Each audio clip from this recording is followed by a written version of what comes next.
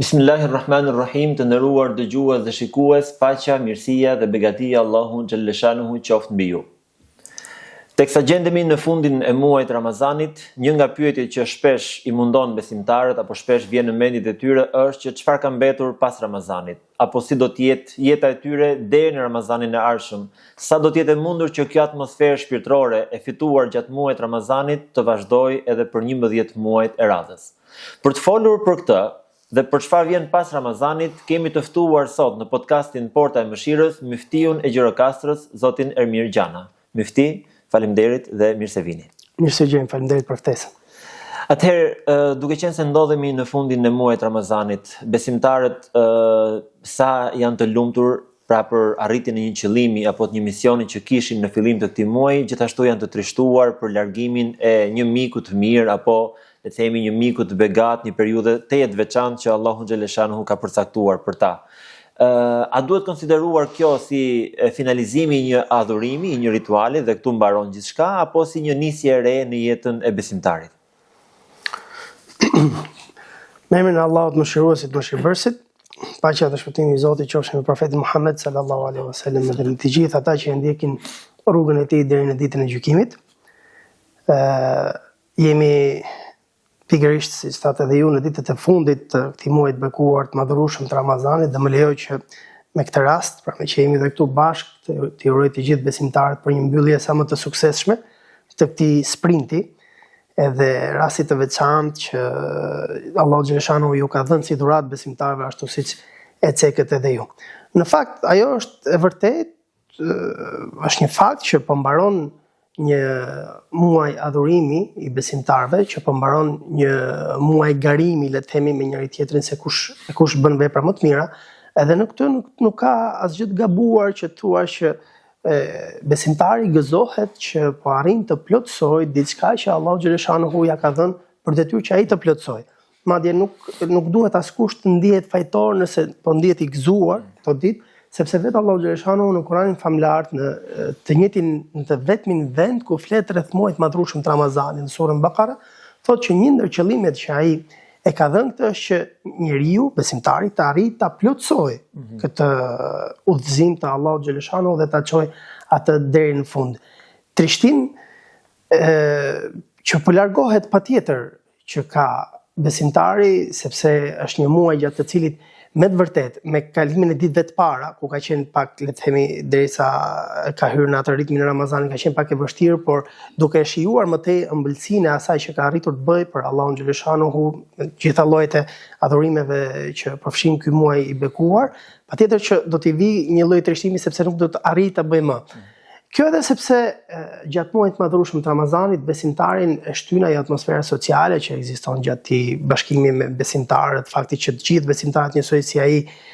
agjërojnë dhe adhurojnë Allahun xhaleshanuhu, dhe kjo është një shtys më tepër dhe kjo nuk do të ekzistojë për 11 muajt e ardhshëm, dhe prandaj ka plon trishtimi. Por humbje do të ishte që ne të trishtohemi që ky Ramazan, apo sadoqofti ky, për gjithsecilin prej nesh, të na ik dhe ne kemi kuptuar këto ditët e fundit që nuk kemi arritur të shtojmë asgjë vetes tonë. Ky do të ishte trishtim. Ndërsa trishtimi se po na ikën Ramazani është gjë normale dhe është treguesi i mirë nëse ndjejmë trishtim që po na ikën një rast i mirë nga Allahu xhaleshanuhu, por që ne kemi shfrytzuar, por që mbaron sepse Zoti e ka bërë me kohë të caktuar. Si le themi ishte raporti i sahabëve me këtë? Ndoshta sahabët për ne, siç thot profeti alayhi salatu wasalam, janë yje udhëzues për ne, janë shembull që ne duhet t'i ndjekim. Si ishte raporti i tyre, le të themi, midis balancës së shfrytëzimit të Ramazanit dhe pritjes së Ramazanit tjetër? Tani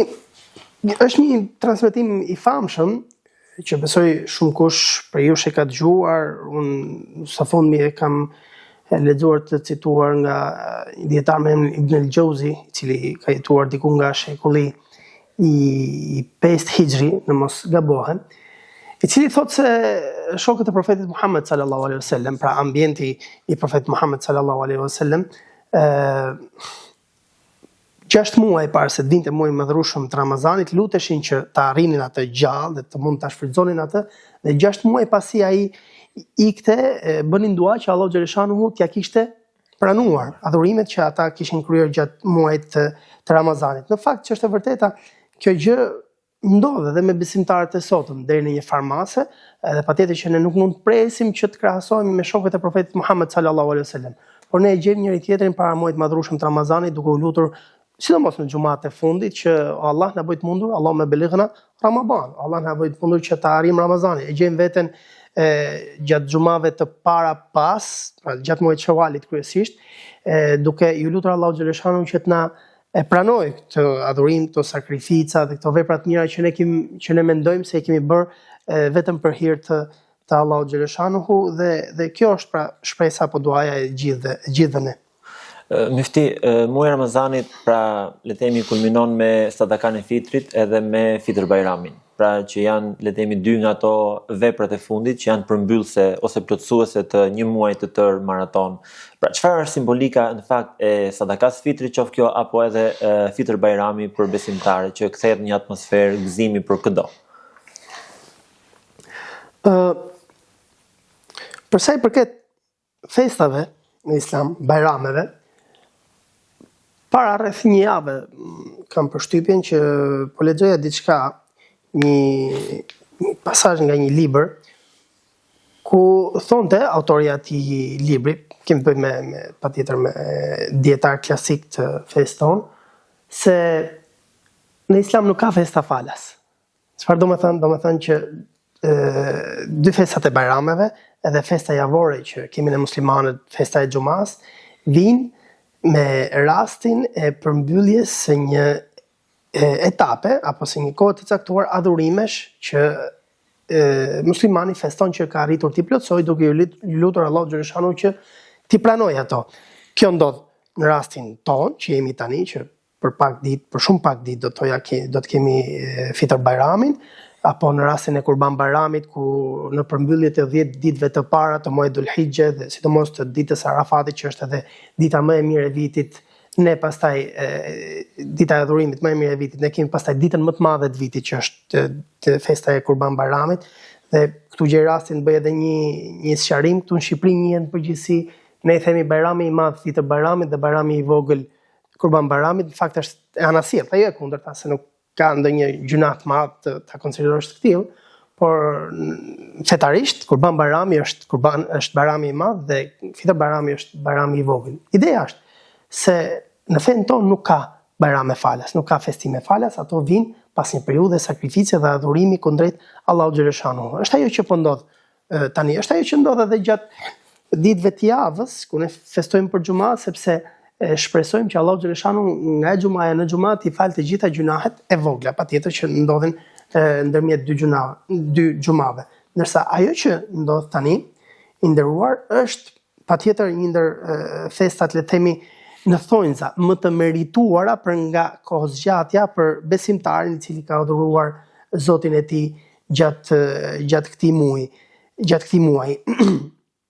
Për këtë festë Allahu xhaleshanu ka ligjëruar edhe një adhurim tjetër, sepse sadakan e fitrit, zakatin e fitrit, ne e konsiderojmë si një adhurim të obligueshëm nga Allahu xhaleshanu, sepse pikë së pari, përpara se të jetë solidaritet me ata që janë më në nevojë, ai është një urdhër i Allahu xhaleshanuhu si pastrim për gjunahet e vogla, edhe këtu, që besimtari mund të ketë pasur gjatë agjërimit të tij. Për shembull, ne e dimë shumë mirë se profeti Muhammed sallallahu alaihi wasallam kur ja nisëm këtij muaji agjërimit Ramazanit na këshilloi dhe na tha se nuk vlen ai agjërim për sa kohë ti nuk e lë punën tënde apo veprën apo gjuhën apo të folurit me gënjeshtër apo jo. Apo nuk vlen ai agjërim ku agjëron vetëm barku dhe gjymtyrët e tjera vazhdojnë njësoj si të mos ketë asnjë lloj ndryshimi. Pikërisht për këtë vjen edhe sadakaja e fitrit e ligjëruar nga Allahu xhaleshanu si pastrim për këto mangësi, për këto gjunahe, për besimtarin dhe pastaj funksionin e saj social, kjo sadaka fitri e gjen në mbështetjen e shtresave në nevojë, e gjen në mbështetjen e atyre ndoshta fëmijëve që ndikohen nga kjo fëmijë që kemi patjetër nevojtare dhe ndikohen nga ky gjest i jonit të cilin me urtësinë e tij, Allahu xhaleshanu me diturinë e tij të pakufishme e ka bërë pra që të ketë edhe një dimension social të kësaj natyre. Dua të përfitoj nga rasti këtu nëse më lejon i nderuar koleg që të përshëndes dhe të vlerësoj edhe një herë tjetër nismat e këtyre ditëve, sidomos e gjysmës së dytë të këtij muaji të madhrueshëm të Ramazanit të komunitetit musliman të Shqipërisë, i cili ju ka gjendur pranë me 2-3, madje edhe tani që po flasim vëllezërit po angazhohen në një nismë tjetër, me 2-3 nisma iftarësh dhe ndihmësh ushqimore vëllezërve dhe motrave tona në Gaza, të cilët e dim të gjithë rrethanat që jetojnë edhe është diçka më vërtet për të duar trokitur për institucionin tonë. Mifti, ju pak më parë cekët që humbje e madhe do ishte që njeriu të largohet nga muaji Ramazanit dhe të kuptojë që i ka shkuar dëm.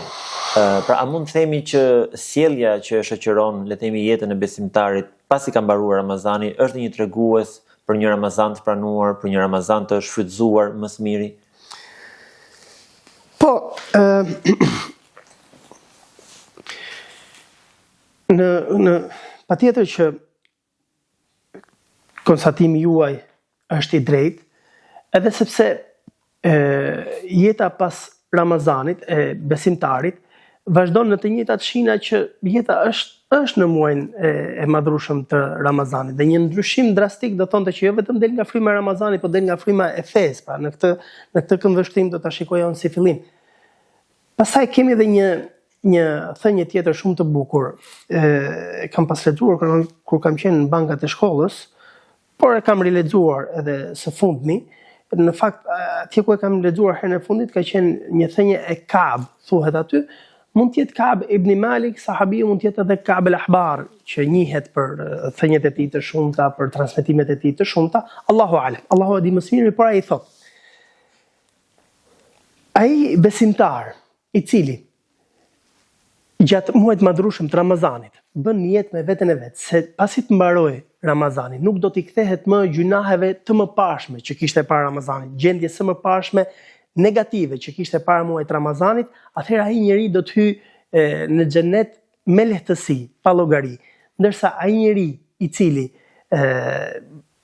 është duke agjëruar, është duke respektuar pra adhurimet e muajit madhrueshëm të Ramazanit, por në mendjen e tij vazhdimisht ka një vetëdije që sa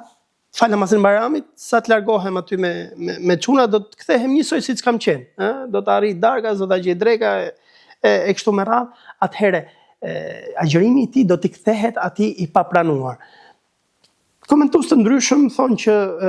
në përgjithësi sahabit Ka'b ibn Malik, pra si një sahabi i nderuar, duket pak e çuditshme ta ketë thënë këtë sepse është shumë e guximshme në lidhje me gajbin, sepse vetëm Allahu xhaleshanuhu e din fundit se kush do të hyjë në xhenet pa llogari dhe kujt do të kthehet agjërimi i papranuar, edhe me këtë arsye thonë që këtë duhet ta ketë thënë Ka'b al-Ahbar sepse ai është më i njohur për, le të themi,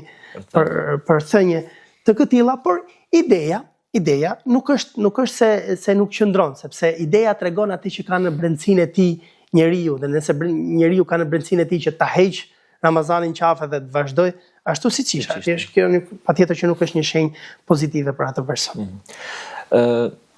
Një nga gjërat që transmetohet nga profeti Muhammed alayhi salatu selam për jetën tonë pas Ramazanit, menjëherë është muaji Shawwal dhe agjërimi i 6 ditëve në të. Çfarë mund të na thoni për këtë dhe sa e rëndësishme është për agjëruesin e Ramazanit që ta shoqërojë me 6 ditët e Shawwalit? Po. Tani, kjo besoj është një temë e mirënjohur për besimtarët muslimanë dhe është një citim i mirënjohur i profetit Muhammed sallallahu alaihi wasallam, i cili na këshillon e na thot se ai besimtar që ja bën Zoti risk, ja bën Zoti kismet, që muajin e madhrueshëm të Ramazanit, agjërimin e muajit të madhrueshëm të Ramazanit, arrin t'ja shoqërojë apo arrin ta plotësojë me 6 ditë agjërimi gjatë muajit pasardhës të tij, që është muaji i Shawwalit, atëherë atij do t'i pranohet, do t'i shpërblehet sikur ka agjëruar gjithë vitin. Dhe me një llogari thjesht, besoj ne kemi folur me njëri tjetrin shpesh herë, që janë 29 apo 30 ditë Ramazan, janë 6 ditë Shawwal, çdo vepër, çdo sevap i një muslimani, çdo vepër e mirë e një muslimani shpërblehet me të paktën tek Allahu xhaleshanu 10 fishin e tij, dhe duke u nisur nga kjo, dietarët kanë deduktuar që është i pakti shpërblim pra ky që premton profeti Muhammed sallallahu alaihi wasallam për sa i përket agjërimit të Shawwalit. Por ajo që dua të hedh pak dritë më tepër unë në lidhje me këtë është mënyra se si profeti Muhammed sallallahu alaihi wasallam kanë nxitur besimtarët që të mos e humbasin ritmin edhe ta mbajnë gjallë këtë adhurim që e largon njeriu nga gjunahet në mënyrën më efektive të mundshme. Ajo që duhet të ketë kujdes besimtari nga ana e jurisprudencës, njëherë si fillim, ka dy mendime. Një mendim është që është më i mirënjohuri që këto 6 ditë agjërohen brenda muajit të Shawalit, ndërsa mendimi i mëdhëbit Maliki është që min Shawal, pra duke filluar nga Shawali deri në Ramazanin tjetër, pra është një mendim interesant, por që mendimi i shumicës është që duhen brenda muajit të Shawalit. Një praktik tjetër ose diçka tjetër interesante që mund të bëjë besimtari është, sepse këshillat e profetit Muhammed sallallahu alaihi wasallam asnjëherë nuk janë më kot, është që në mënyrë që vetes të arritja ushtroj, apo t'ja bëj si një aktivitet të vazhdueshëm punën e agjërimit, këto ditë të Shawalit t'i agjëroj gjatë ditëve të hënave të ejteve apo 3 ditëve të mesme të çdo muaji, në mënyrë që t'ja bëj vetes, le të themi, një praktik sa më afatgjatë. Dhe këshilla e fundit në lidhje me muajin Shawal është që besimtari asnjëherë nuk do të arrijë t'i bëj këtë adhurime në muajin Shawal njësoj siç i bëri në Ramazan, sepse ne e thamë që Ramazani është një dhuratë e vyer e veçantë nga Allahu xhaleshanu. Por nëse ne duam efektivitet maksimal gjatë agjërimit tonë dhe adhurimit tonë në muajin Shawal, le të mundohemi që t'ja përngjasojmë ditët e agjërimit në Shawal me ditët e agjërimit në Ramazan. Çfarë bëjmë? Mundohemi pak qiyamul lejl, mundohemi pak Kur'an që mos ta braktisim, pra mos ta bëjmë thjesht një agjërim syfyr iftar, po t'ja përngjasojmë Ramazanin në mënyrë që ajo të mbetet sa më gjallë, ajo që po themi të mbetet sa më gjallë, por edhe efekti i Ramazanit të tregohet, edhe kjo inshallah të jetë një tregues që është pranuar me lejen e Allahut xhaleshanu. Mifti, në përmbyllje, një mesazh për dëgjuesit, për ndjekësit tanë, duke qenë se jemi dhe në përmbyllje të këtij muaji të begatë Ramazanit. Po, në përmbyllje, dashur, unë do të kisha një koment të shkurtër në lidhje me fundin e pasazhit ku Allahu xhaleshanuhu obligon në të vetmin vend, si tham, agjërimin e muajit madhrueshëm të Ramazanit në Kur'anin famlar. Aty Allahu xhaleshanuhu përdor një frazë që thotë yuridullahu bikumul yusra wala yuridu bikumul usra. Allahu xhaleshanuhu don lehtësinë për ju dhe nuk don vështirësinë. Me këtë do doja ta mbyllja intervistën tonë së bashku. E para, kur është obligu muaji i madhrueshëm të Ramazanit, i Ramazanit, përpara se të obligohej, më falni, ishte agjërim vullnetar. Pra edhe Ramazani, si Ramazan ka qenë vullnetarisht më përpara. Kush e pagunte, kush e agjëronte, kush lironte ushqente një të varfër e kështu me radhë. Në momentin që u bë i obligueshëm, ka qenë edhe patjetër moti nxehtë. Në atë kohë dhe Allahu xhaleshanuhu e bëri të obligueshëm për 29-30 ditë me radhë dhe tha, unë dua lehtësim për ju dhe nuk dua vështirësinë. Çfarë don Zoti të dashur besimtar kur neve na jep një adhurim në dukje më të vështirë se ai që ishte, por na thotë që unë dua lehtësim për ju. E para, ne shohim dorën e Allahu xhaleshanuhu, shohim lehtësimin e Allahu xhaleshanuhu në muajin e madhrueshëm të Ramazanit ku arrim të bëjmë gjëra që gjatë gjithë vitit e kemi të pamundur t'i bëjmë. Le të mundohet gjithsekushi, edhe kjo është sfidë e hapur, ti agjëroj 30 ditë me radhë jashtë muajit të madhrueshëm të Ramazanit. Është komplet e pamundur. Le të mundohet gjithsekushi që jashtë muajit të Ramazanit ezani i namazit të sabahut ta gjejë në xhami. Është komplet e pamundur që për ato 10 ditë rresht apo 30 ditë rresht që e gjen gjatë muajit Ramazanit. E para që Allahu xhaleshanuhu lehtëson gjëra atje ku në dukje ato duken fizike. Por më e rëndësishmja që unë do doja të cekja këtu është savion. Tani, në shoqërinë tonë apo kudo rreth e kënd botës, njerëzit i drejtohen besimtarëve musliman dhe i thonë që ju ja vështirësoni vetes jetën kot duke ndjekur rregullat e fesë, sepse nuk hani dot lirshëm, nuk pini dot lirshëm, nuk silleni dot lirshëm, 5 herë në ditë jeni të lidhur për tu veçuar edhe për tu falur diku, për tu ulur e për tu ngritur, dhe kështu ja vështirësoni jetën vetes. Me çytje nga shejtani, pra e bëjnë këtë gjë. Kurse Allahu xhaleshanuhu edhe në këtë kontekst thotë që dua t'ju lehtësoj juve jetën. çështjen. Pse? Sepse Zoti duke e mbajtur njeriu larg gjunaheve. Ndoshta në pamje të parë, ai që shikon nga jashtë na thot si stam deri tani që ti ja vështirëson jetën vetes duke mos e pi një gotë me shokët, duke mos ul me një darkë haram me shokët, duke mos shku me një fest me shokët. Por Allahu xhaleshanuhu e din shumë mirë ndikimin e gjunahut më tutje se sa ai moment i gjunahut, sepse ajo aq është, ajo orë, le të themi, ai minutë apo aq sa zgjat ai gjunahi caktuar, ndërsa më vonë ai sjell mundim, sjell pendim, sjell konfuzion psikologjik, sjell vuajtje shpirtërore, sjell ndoshta vuajtje ekonomike, sepse njeriu kur bën gjunahe në përgjithësi, gjunahet rakordojnë edhe me mospërgjegjësi ekonomike, mospërgjegjësi sociale, sepse hyn hak edhe të tjerëve. Edhe Allahu xhaleshanuhu duke e ditur këtë, në momentin që na ka obliguar Ramazanin, thotë se po na stërviti që ndrojmë larg gjunaheve, në mënyrë që jo vetëm të na lehtësoj Ramazanin vet, por të na lehtësoj jetën, sepse e din Zoti që ne duke bërë gjunahe do t'ja vështirësojmë vetes jetën që në të botë, se në botën tjetër dihet ajo punë, por që në të botë. Por duke nejt larg gjunaheve, Allahu xhaleshanuhu me urtësinë e tij e ka domethënë e ka paracaktuar që në planin afatgjat, për javë, muaj, vite, njeriu e ka jetën më të thjeshtë, më të jetueshme, më të shoqërueshme, edhe më le të themi me kraharor më të hapur kundrejt edhe pse jo shoqërisë së tij. Pra kjo është mesazhi që unë do të kisha për mbyllje. Mefti, shumë faleminderit dhe Allahu ju shpërbleft, Allahu ju nderoft për gjithë këto, le të themi, mesazhe të bukura dhe shtjellime të këndshme për gjithë dëgjuesit tanë. Allahu ju shpërbleft juve për pritjen, shpresojmë të jemi të dobishëm sa të pak. Të nderuar dëgjues dhe shikues, kështu kemi arritur në fundin e këtij emisioni, por gjithashtu kemi arritur në fundin e Ramazanit dhe njëkohësisht në fundin e këtyre podcasteve që ishin të ideuara për muajin e Ramazanit. Elus Allahun xhaleshanuhu që të pranojë prej nesh adhurimet e këtij muaji të begat, agjërimin në këtë muaj të veçantë dhe të na mundsojë që të arrijmë shumë e shumë Ramazan të tjerë. Miru takofshim në projekte të radhës.